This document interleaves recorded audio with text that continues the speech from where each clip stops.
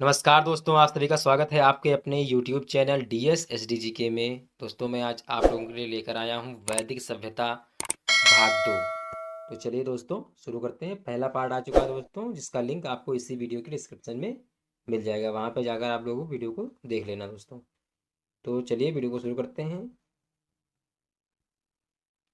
16 संस्कार, 16 कौन कौन से 16 संस्कार है और उसमें क्या किया जाता है इसमें बताया गया है। तो पहला संस्कार है दोस्तों गर्भाधान। गर्भाधान संतान प्राप्ति के लिए किया जाने वाला संस्कार है। अगला संस्कार है पुंसवन। पुंसवन या पुत्र प्राप्ति के लिए किया जाने वाला संस्कार है। अगला संस्कार है सीमांतोन्नयन, यह गर्भ में संतान की रक्षा के लिए किया जाने वाला संस्कार है।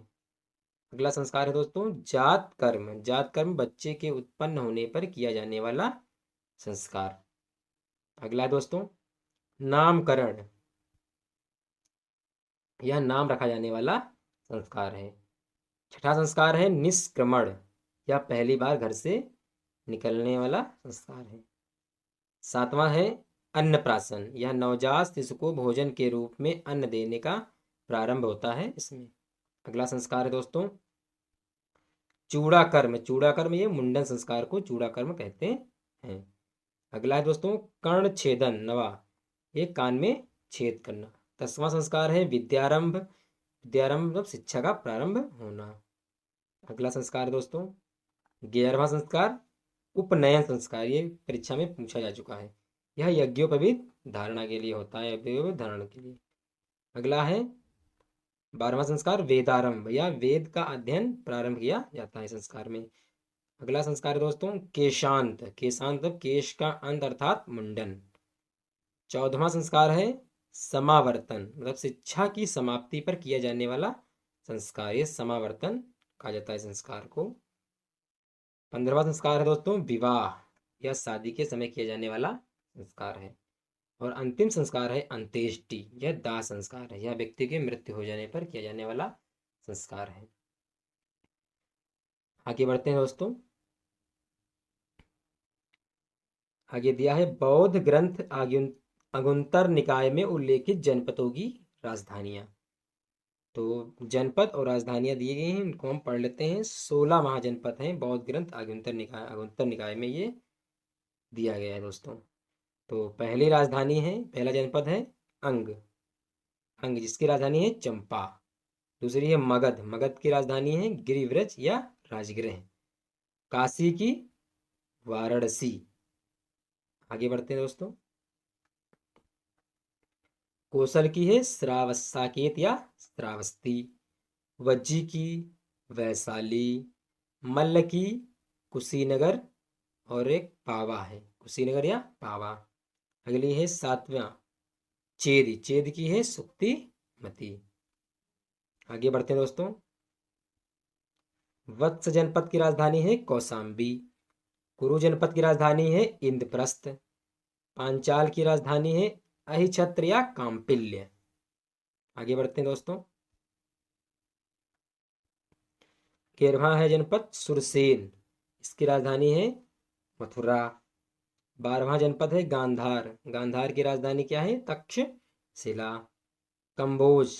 कंबोज की राजधानी राजपुरा। अस्मक। अस्मक की पोतन या पोटिल। और आगे बढ़ते हैं दोस्तों। 15वां जनपद है अवंती। अवंती की राजधानी क्या है उज्जैनी या माहिष्मती। और आखिरी जनपद है 16वां जनपद मत्स्य, इसकी राजधानी थी विराटनगर। तो ये सभी के सभी 16 महाजनपद आप लोगों को तैयार करना है क्रम से, कौन सा कौन जनपद है और सभी की राजधानियां भी याद कर लेनी है, क्योंकि ये इन जनपदों की राजधानी एग्जाम में पूछी जाती है। तो दोस्तों आगे बढ़ते हैं। अब है कुछ बहुविकल्पीय प्रश्न, इनको भी पढ़ लेते हैं। पहला प्रश्न है दोस्तों आर्य संभवतः भारत में कहाँ से आए थे। तो मध्य एशिया से, पूर्वी एशिया से, यूरोप से या अन्य क्षेत्रों से, अन्य क्षेत्रों से। तो इसका सही उत्तर है ऑप्शन ए मध्य एशिया से। अगला क्वेश्चन है दोस्तों आर्य भारत में सर्वप्रथम कहाँ आए। तो पहला ऑप्शन है दिल्ली, पंजाब, गांगेय प्रदेश। और चौथा ऑप्शन है दक्षिण भारत। तो इसका सही उत्तर होगा ऑप्शन बी पंजाब। आर्य भारत में सर्वप्रथम पंजाब में आए थे। अगला क्वेश्चन है दोस्तों, मूर्ति पूजा का आरंभ कब से माना जाता है? तो है पहला है पूर्व आर्य काल से, उत्तर वैदिक काल से, या मौर्य काल से, या कुषाण काल से। तो इसका सही उत्तर होगा ऑप्शन ए, पूर्व आर्य काल से। मूर्ति पूजा का आरंभ पूर्व आर्य काल से माना जाता है। अगला क्वेश्चन है दोस्तों, निम्न में से आर्यों का कौन सा व्यवसाय नहीं था? मछली पकड़ना, कृषि, बुनाई करना, और चौथा ऑप्शन है धातु प्रयोग। तो इसका सही ऑप्शन होगा ऑप्शन सी, बुनाई। आर्य जो है बुनाई इनका व्यवसाय नहीं था आर्यों का। अगला क्वेश्चन है दोस्तों, वैदिक काल में निम्न में से किसकी पूजा नहीं होती थी? पहला ऑप्शन है सूर्य, दूसरा है लक्ष्मी, तीसरा है इंद्र, और चौथा है वरुण। तो इसका सही उत्तर होगा ऑप्शन बी, लक्ष्मी की पूजा वैदिक काल में नहीं होती थी। अगला क्वेश्चन है दोस्तों, वैदिक काल में योद्धा को क्या कहा जाता था?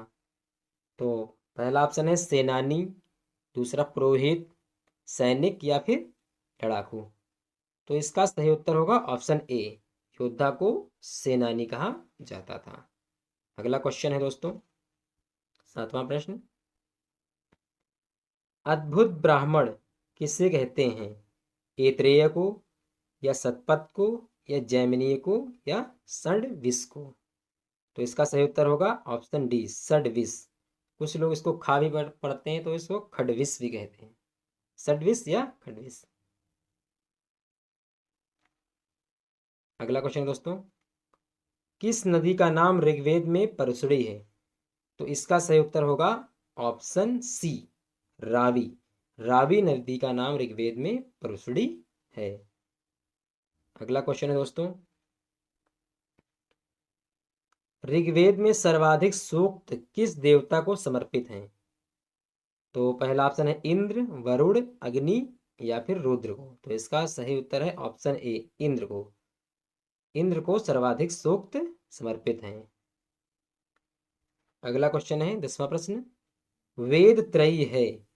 तो वेद त्रयी है, पहला ऑप्शन है सामवेद, यजुर्वेद, ऋग्वेद, दूसरा है अथर्ववेद, सामवेद, या फिर ऋग्वेद, तीसरा ऑप्शन है यजुर्वेद, अथर्ववेद, ऋग्वेद, और चौथा ऑप्शन है सामवेद, यजुर्वेद, अथर्ववेद।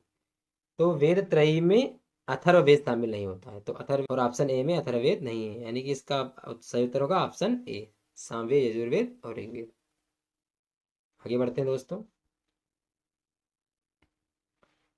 सदा सत्य बोलो किस उपनिषद से लिया गया है? तो इसका सही उत्तर होगा ऑप्शन ए, तैत्तिरीय उपनिषद से। तैत्तिरीय उपनिषद से सदा सत्य बोलो लिया गया है। आगे बढ़ते हैं दोस्तों, जादुई माया तथा वशीकरण का वर्णन किस वेद में मिलता है? ऋग्वेद, यजुर्वेद, अथर्ववेद, या फिर सामवेद? तो इसका सही उत्तर होगा ऑप्शन सी, अथर्ववेद में जादुई माया तथा वशीकरण का वर्णन मिलता है। अगला क्वेश्चन है दोस्तों, 13वां प्रश्न, प्राचीन काल में आर्यों के जीविकोपार्जन का मुख्य साधन था, क्या था? कृषि था, शिकार था, शिल्पकार, या व्यवसाय? तो इसका सही उत्तर होगा ऑप्शन ए, कृषि था। प्राचीन काल में आर्यों का जीविकोपार्जन का मुख्य साधन कृषि था। आगे बढ़ते हैं दोस्तों, पुनर्जन्म के सिद्धांत का प्रथम स्पष्ट वर्णन किस ग्रंथ से प्राप्त होता है? ऋग्वेद से, ऐत्रेय ब्राह्मण से, बृहदारण्य उपनिषद से, या श्वेताश्वतर उपनिषद से? तो इसका सही उत्तर होगा ऑप्शन बी, ऐत्रेय ब्राह्मण से। अगला क्वेश्चन है दोस्तों, ऋग्वैदिक कालीन आर्यों की पहचान किससे नहीं थी? इंद्र से, मारुत से, सोम से, या शिव से? तो इसका सही उत्तर होगा ऑप्शन डी, शिव से जो है ऋग्वैदिक कालीन आर्यों की पहचान नहीं थी। अगला क्वेश्चन है दोस्तों, अथर्ववेद के अनुसार कृषि का प्रथम अनुसंधानकर्ता कौन था? भृजु, पृथुवैन्य, जनक, या महिदास? तो इसका सही उत्तर होगा ऑप्शन बी, पृथुवैन्य। आगे बढ़ते हैं दोस्तों, उर्दर क्या था? तो ये अनाज छानने का बर्तन था, या अनाज पकाने का बर्तन था, या अनाज मापने का बर्तन था, या अनाज खाने का बर्तन? तो इसका सही उत्तर होगा ऑप्शन सी, अनाज मापने का बर्तन। अगला क्वेश्चन दोस्तों, सदा नीरा है एक नदी, एक खूबसूरत स्थान, एक झील या एक पहाड़ी। तो इसका सही उत्तर होगा ऑप्शन ए, एक नदी। आगे बढ़ते हैं दोस्तों, वैदिक काल में स्त्रियां भाग लेती थी सभा में, समिति में, विदत में, या ऑप्शन डी ए और सी दोनों, मतलब सभा में और विदत में। तो इसका सही उत्तर होगा ऑप्शन डी, सभा में था विदत में वैदिक काल की स्त्रियां भाग लेती थी। अगला क्वेश्चन है, गधे का सर्वप्रथम उल्लेख मिलता है, तो गधे का सर्वप्रथम उल्लेख कहाँ मिलता है? ऋग्वेद में, अथर्ववेद में, मैत्रायणी संहिता में, या शुक्ल यजुर्वेद में। तो इसका सही उत्तर होगा ऑप्शन सी, मैत्रायणी संहिता में। अगला क्वेश्चन दोस्तों, यूप शब्दावली का तात्पर्य है बल स्तंभ, या पालतू पशुओं के बांधने का खूंटा, हवन कुंड, या उपरोक्त में से कोई नहीं। तो इसका सही उत्तर होगा ऑप्शन ए, बलि स्तंभ से संबंधित है। अगला क्वेश्चन है दोस्तों, धनी शूद्रों का उल्लेख कहाँ मिलता है?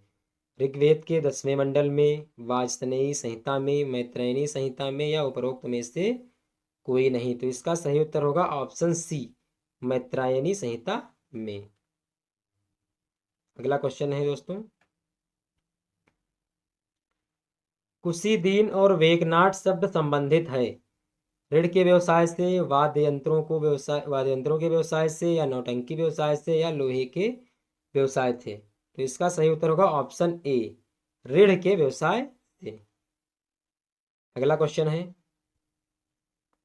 दशराज युद्ध का वर्णन मिलता है ऋग्वेद के 7वें मंडल में, या ऋग्वेद के 8वें मंडल में, या ऋग्वेद के 4थे मंडल में, ए और बी दोनों। तो इसका सही उत्तर होगा ऑप्शन डी, ए और बी दोनों। ऋग्वेद के 7वें मंडल में मिलता है और ऋग्वेद के 8वें मंडल में भी दशराज युद्ध का वर्णन मिलता है। अगला क्वेश्चन है दोस्तों, विवाह प्रथा किसने प्रारंभ स्थापित की थी? विवाह प्रथा किसने स्थापित की थी? तो ऋषि च्यवन ने, या ऋषि विश्वामित्र ने, या ऑप्शन सी दीर्घतमा ने, या ऋषि अगस्त्य ने। तो इसका सही उत्तर होगा ऑप्शन सी, ऋषि दीर्घतमा ने। अगला क्वेश्चन है दोस्तों,